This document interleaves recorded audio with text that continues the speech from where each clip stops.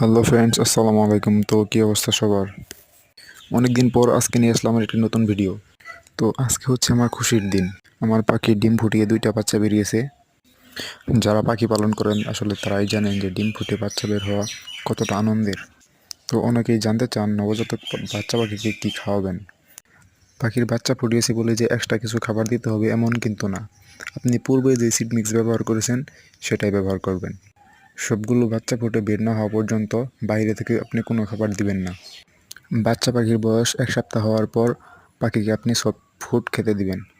Soft ফুডের মধ্যে আপনি সিদ্ধ ছোলা বুট, সিদ্ধ ভুট্টা ভাঙা, এমনকি চিড়া ভেজা ব্যবহার করতে পারেন। পাখির বাচ্চা হওয়ার পর এ সময় পাখির খাবারের প্রতি বিশেষ যত্নশীল হতে হবে। পাখির খাঁচায় যেন সবসময় বিশুদ্ধ পানি থাকে তার প্রতি খেয়াল রাখতে হবে। এ সময় পাখির খাবারে কোনো ঘাটতি দেওয়া যাবে না। তো আপনারা সবাই আমার পাখিগুলোর জন্য এবং পাখির বাচ্চাগুলোর জন্য দোয়া করবেন। পাখির বাচ্চা থাকা অবস্থায় এ সময় কোনোভাবেই পাখিকে গোসলের পানি দেওয়া যাবে না। আমি চেষ্টা করব সবসময় আপনাদের সাথে আমার এই ভিডিওগুলো শেয়ার করার জন্য।